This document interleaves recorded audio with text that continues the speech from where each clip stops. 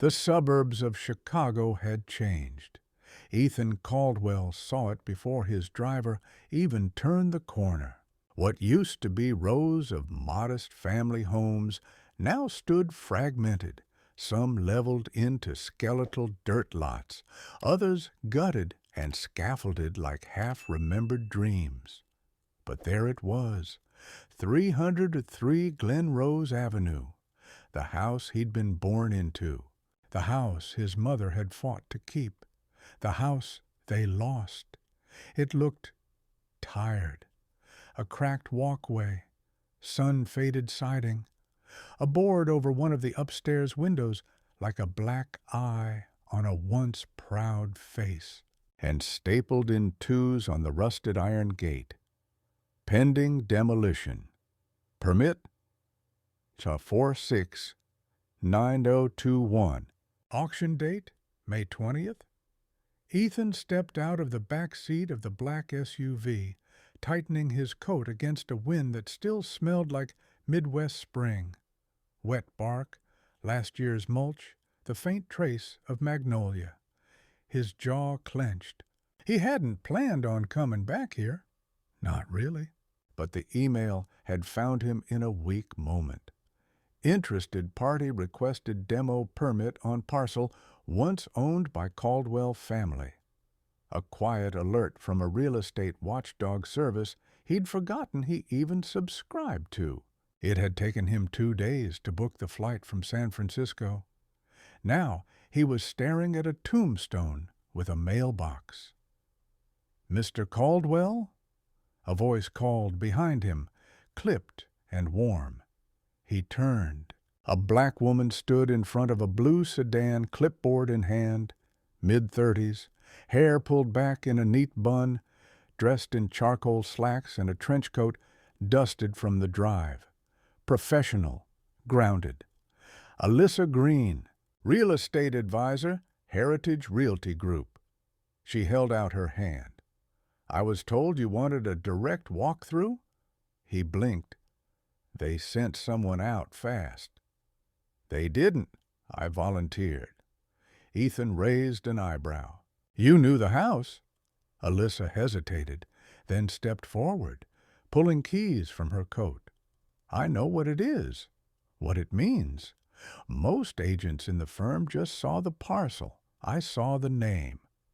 She unlocked the front gate like it was muscle memory. Ethan followed, surprised when the hinges didn't scream. "Full disclosure," she said, gesturing to the porch. "The interior's not staged. Owner after owner. Let it rot.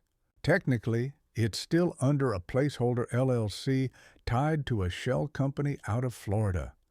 The demolition permit went through city zoning on a fast track." He stopped at the steps. "The Caldwell name should have flagged it," he said. "It did. That's why I'm here." Inside, the air smelled of wood rot and distant mold. He didn't remember it that way. As a kid, it smelled like cocoa, hand soap, and Sunday pot roast. His mother had kept it clean even when they couldn't afford heat. Alyssa stepped carefully across the warped floorboards, glancing at a sagging beam. "You okay?" He didn't answer. Instead, his gaze drifted to a doorway on the right, the room with peeling wallpaper, a broken lamp in the corner, a pile of discarded tarp. His room. He walked in, stunned. The window was gone, boarded from the outside. There were scraps of something, old homework, mice-nibbled magazines, wedged into the corners. A child's drawing stuck to a nail, faded. He turned back to Alyssa, chest tight. "This is where I lived." "I figured." She waited a moment, then walked with him through the rest of the home, pointing out the foundation damage, the poor insulation, the aging water heater in the basement. "It doesn't deserve to be gutted," Ethan said quietly. "No house does, if there's still story in it." He looked at her. She didn't flinch. Back outside, he leaned against the porch rail. What's the timeline?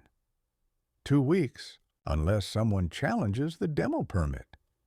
And what's stopping that? Alyssa gave a tight smile. Fraud, corruption, lazy oversight, take your pick. She reached into her folder and pulled out a creased copy of the permit request, filed by a Mr. Ernest Duval, claimed the house was abandoned, non-viable, and unprotected. But look closer, this signature, she tapped, was forged, sloppy. The original owner, Johnny May Caldwell, passed away 5 years ago. Yet this document claims she signed the waiver 3 months ago. Ethan's blood chilled. They're faking ownership status? It's happening all over, Alyssa said, particularly in black neighborhoods. Properties passed down informally, grandmothers to grandkids, never get formally re-registered. So companies swoop in and file forged quitclaim deeds, then demolish and rebuild for triple the profit. No one questions it. He stared at her. How deep does this go? She shrugged. Deep enough that most agents don't touch it, and deep enough that when I raised the issue to my manager, he told me to drop it. Ethan looked at the house again. What did you say? I told him I'd drop it when the walls did. They shared a moment of silence. Then she added, You're not the only one with skin in this game. My grandmother, Rose Cross, used to work this district. First black woman land use attorney in Cook County. She fought to keep these blocks intact during the 70s wave of gentrification. This was her turf. Ethan tilted his head. Rose Cross? The name rang distant bells. He'd seen it somewhere. She represented families like yours, like mine. She even fought for this house once, got it rezoned when developers tried to label the area as blight. He swallowed hard. I didn't know. Most don't. A breeze picked up. The demolition sign fluttered. Ethan turned toward her. Can you help me buy it back? She nodded. I can, but it won't be easy. There'll be red tape, threats, probably some digging into your personal life to discredit you. I've survived worse, Ethan muttered. Alyssa handed him a flash drive. This has the preliminary case files I've been building, proof of forgery, affidavits, historical value data. I've filed the request to halt the demolition order. He blinked. You all ready? Yes. And your job? She hesitated. Gone as of this morning. They let me go for insubordination. He stared at her in disbelief. I don't need a license to tell the truth, she said simply. Then he noticed it. As she turned to gather her folder, a glint caught his eye. A ring? Silver, with tiny, careful engraving. He stepped closer, puzzled. The script was old, elegant. A.G. and R.C. 1968. His breath caught. Where did you get that? Alyssa froze. This? She asked carefully, raising her hand. Yes. His voice was hoarse. That ring. It was passed down to me, she said, from my grandmother. Rose Cross. He nearly sat down. My mother, she had one just like it. She said a woman named Cross gave it to her, for strength, to remember who we are. Alyssa's face softened. Then we're both standing in more than a house. Ethan looked back at the home, peeling, fragile, but still standing, still waiting. He whispered, You didn't just help me buy back a house. You helped me find her again. Alyssa didn't speak. She didn't need to. Somewhere beneath their feet, roots ran deep, deeper than deeds, deeper than demolition notices, and as the wind whistled softly through the porch railing, it seemed the house had exhaled. Ethan Caldwell hadn't meant to stay in Chicago longer than a day. 2, maybe, if things got complicated. But by the end of the first week, his suitcase was still unopened, and the hotel concierge had stopped asking when he'd be checking out. Every morning, he met Alyssa Green at the Heritage Preservation Office downtown, and every morning she had a new document, a new name, a new thread to pull. "Today's fun," she said one Thursday, sliding a manila folder across the coffee-stained conference table. "Turns out the LLC that tried to claim your mother's property also filed demolition requests for 5 other homes in the district, all connected to the same notary, who, by the way, died 2 years before the signatures were dated." Ethan raised an eyebrow. "Ghost notarizations?" "Chicago's full of ghosts," Alyssa replied. But this one forged a whole block of them. They were sitting in a temporary space she'd rented out of her own pocket, since her official office, Heritage Realty, had cut ties with her the moment she filed the demolition challenge. He tapped the file. "This enough to stop them?" "Temporarily. We're building momentum, but we need more. A court order would help. So would making this house a historical landmark." Ethan blinked. "Can we even do that?" She smiled. "We can try. I already filed a preliminary application. The case hinges on the cultural significance of the home." "Significance like?" "Your mother." Alyssa turned serious. "Your house was the first one your block reclaimed from bank seizure in the 90s. I found an old Tribune article. Your mom led the protest, got the bank manager to sit down with a group of single mothers. You were 4. Ethan stared at her. "I don't remember that," he admitted. "She made sure you wouldn't have to." He looked away, his voice low. "I remember her holding my hand, telling me the house was ours, even when the lights were off." Alyssa nodded. "That's history. That's what they want to bulldoze." They worked late that night, piecing together affidavits and scanning handwritten ledgers Alyssa's grandmother had left behind, hand-drawn parcel maps, and deed research from the 1970s. Ethan glanced over her shoulder as she flipped to a folded page marked Caldwell, 303 Glen Rose. "Your grandmother did all this?" "She never let a crooked sale go unchallenged," Alyssa said. "She was disbarred twice, got reinstated twice more." He gave a low whistle. "That sounds like something my mother would have done." At that, Alyssa stopped. Her eyes softened. Maybe they weren't so different. They sat in silence a moment. Then Ethan asked, "Why does this matter to you? It's not your house." Alyssa didn't hesitate. "Because I've seen what happens when we stop fighting. I've watched whole blocks disappear in a year, people scattered, history paved over, and someone always says the same thing. It's just a house." She looked him dead in the eye. "It's never just a house." The next day, things escalated. At 7:40 a.m., Ethan's phone buzzed with a message from Alyssa. Someone broke into the Caldwell house. Front door's been ripped off. By 8:15, they were standing in the yard again. Same wind, same chipped porch, except now the front door lay off its hinges, half splintered. Alyssa bent down, frowning. Crowbar, kicked twice. Someone knew what they were doing. Inside, papers were scattered. The tarp from Ethan's old bedroom was gone. So were the files Alyssa had temporarily stored inside a sealed cabinet. "They were looking for something," she muttered. "Or sending a message." He ran a hand through his hair. "Who would—" A voice cut through the air.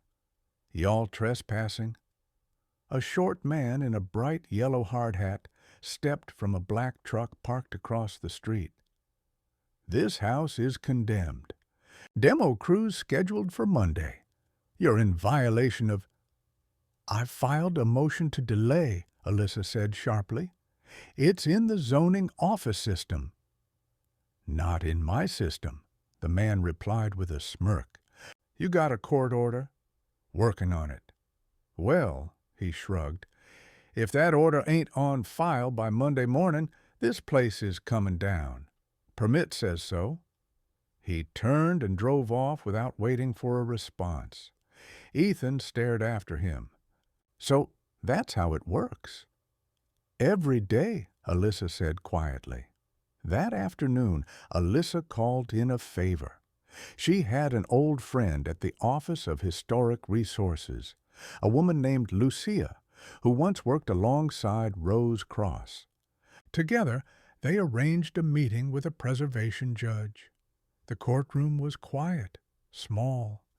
Dusty sunlight filtered through high windows as Ethan sat beside Alyssa at the plaintiff's table. Judge Danziger adjusted his glasses. "You're arguing that the property at 303 Glenrose is of historical value due to its role in local civil rights efforts and community resilience?" "Yes, Your Honor," Alyssa said, "and that the demolition permit was filed using fraudulent documentation." She handed over the file with the forged signatures. The judge flipped through it. "You're asking for emergency landmark status?" "Yes." "And who are you?" he asked, turning to Ethan. He stood. "Ethan Caldwell, son of Johnny May Caldwell. I was raised in that house." The judge studied him, then looked at the ring on Alyssa's hand as she reached forward to pass another document. He paused. "Is that— may I see it?" She slid it off carefully and placed it on the bench. Danziger squinted, then tilted the band toward the light. His brows lifted. "My aunt wore one of these," he murmured. "A.G. and R.C., Abigail Gaines and Rose Cross. I haven't seen this mark in 30 years. Alyssa's voice was quiet. "My grandmother gave it to me. She fought for this block, for this house." The judge nodded slowly. "I remember her. She once made me stay after hours at zoning court, till midnight, just to prove a plot had been misclassified. Made me miss a wedding anniversary." He chuckled under his breath, then grew serious. "Motion granted. Demolition order is stayed for 60 days. During that time, no one touches the structure. Not without my sign-off." Ethan released a breath he didn't know he'd been holding. They walked out in stunned silence. Then Ethan turned to her. "You just pulled a miracle." Alyssa shook her head. "We just pulled receipts."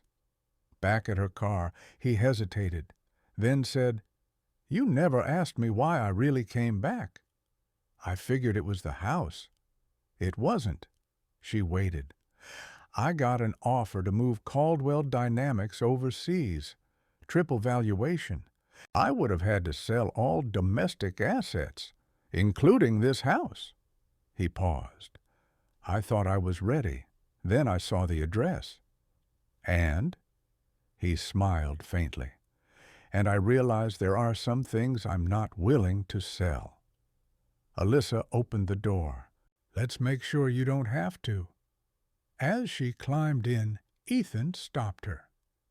"That ring," he said again. "You said your grandmother was Rose Cross?" She nodded. "My mother told me once that a woman named Cross kept her from losing the house, that she stayed in the courtroom until the janitors turned off the lights, that she gave her something to remind her of her own worth." Alyssa tilted her head. The ring? He nodded. My grandmother called it a covenant, she said softly. To fight for land we were told we didn't deserve. Ethan looked at the house and then at her. I think, he said, we're not done yet. Alyssa smiled. Not even close. The restoration began slowly, like waking a house from sleep. Ethan hired local contractors, not the polished firms from downtown, but tradespeople from the very neighborhoods this house once stood for. Ms. Berta from 3 blocks over did the tiling. The Rodriguez brothers restored the front porch. A high school welding class, taught by Mr. Wallace at Westlake Vocational, volunteered to repair the wrought iron gate. Alyssa oversaw it all. She wasn't paid. She refused the offer. Instead, she showed up every morning in jeans and boots, clipboard in hand, hands dusty from paint samples and city council petitions. She had become the center of something larger than the house. One morning, Ethan walked into the living room to find her on the floor, sorting through a box of documents. He laughed. This is how you relax?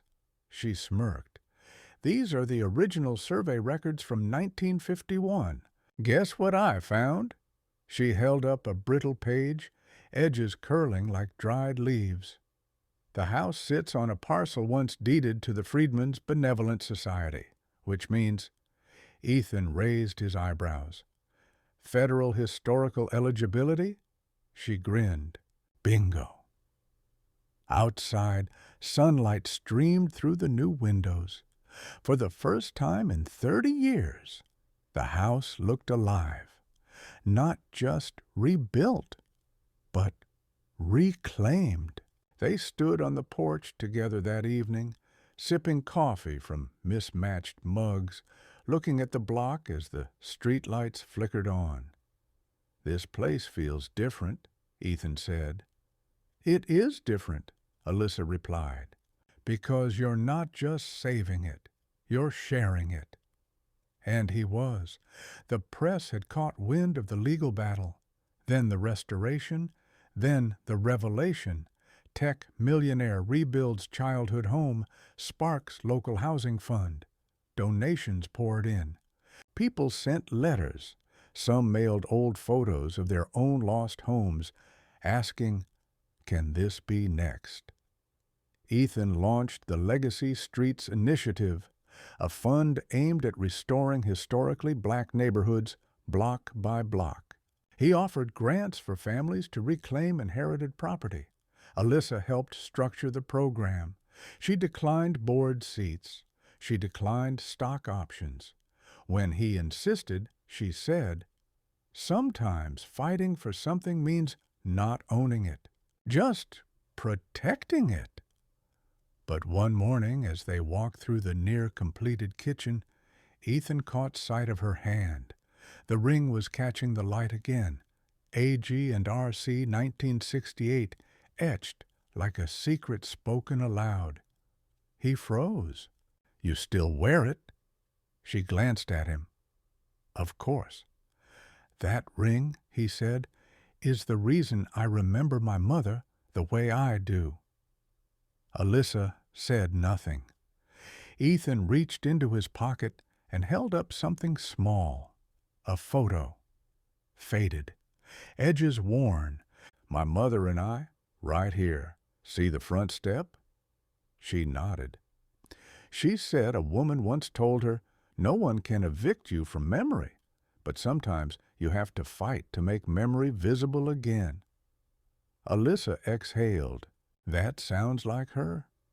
He looked at her, really looked. You didn't just help me find a house. You gave me back a voice I didn't know I'd lost. She smiled gently. Then, use it. That afternoon, the City Council unanimously passed a resolution granting 303 Glenrose landmark status. It would now be protected, not just as a property, but as a cultural site of memory and resistance. At the dedication ceremony, The yard was packed. Kids from the local middle school had painted a mural along the fence, portraits of mothers, grandmothers, and homes swallowed by time. The mayor gave a speech. News cameras rolled. But Ethan didn't speak from the podium. He stood quietly in the crowd, watching as Alyssa accepted the City Heritage Award. She spoke plainly, powerfully. History doesn't live in museums. It lives in houses that raised us, in blocks where our stories were buried beneath concrete. Today, we reclaim one. Tomorrow, we reclaim many. Sometimes a house isn't walls. It's the story you choose to continue. The crowd erupted. People cheered. Some cried. Later, as they stood on the lawn, Ethan whispered to her, "I've never seen anyone do what you just did." She turned. "You helped?" He shook his head. "I followed. You led." At the gate, a brass plaque had been newly installed. Caldwell House established 1952, saved 2025, legacy preserved by the people who lived it. Weeks passed, summer deepened. The first Legacy Streets pilot block was approved. 5 homes were being restored. Neighbors met weekly in the Caldwell House kitchen to share blueprints and memories. Then, one evening, as the cicadas hummed and the sun sank low behind the rooftops, Ethan stood on the porch, holding a small wooden box. He found Alyssa on the front step. "I was thinking," he said, awkward, "maybe this house isn't finished with us yet." He opened the box. Inside, a second ring. Not flashy, not expensive, just solid, gold-lined, engraved in delicate script.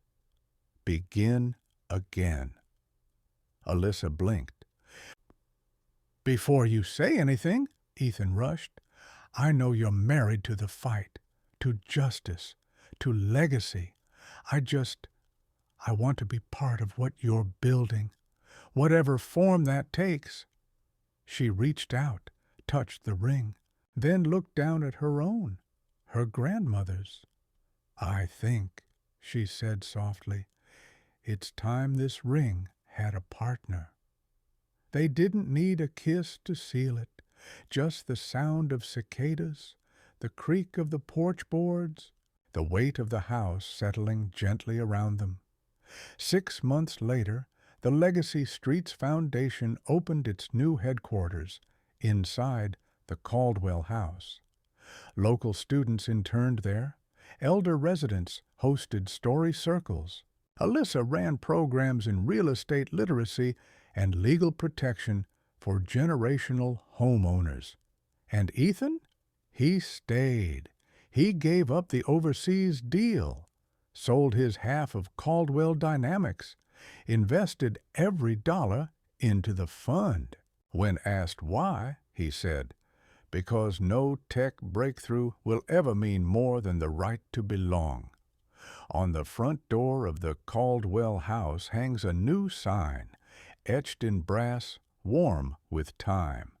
"This house stood so we could rise." Legacy is not inherited, it's built.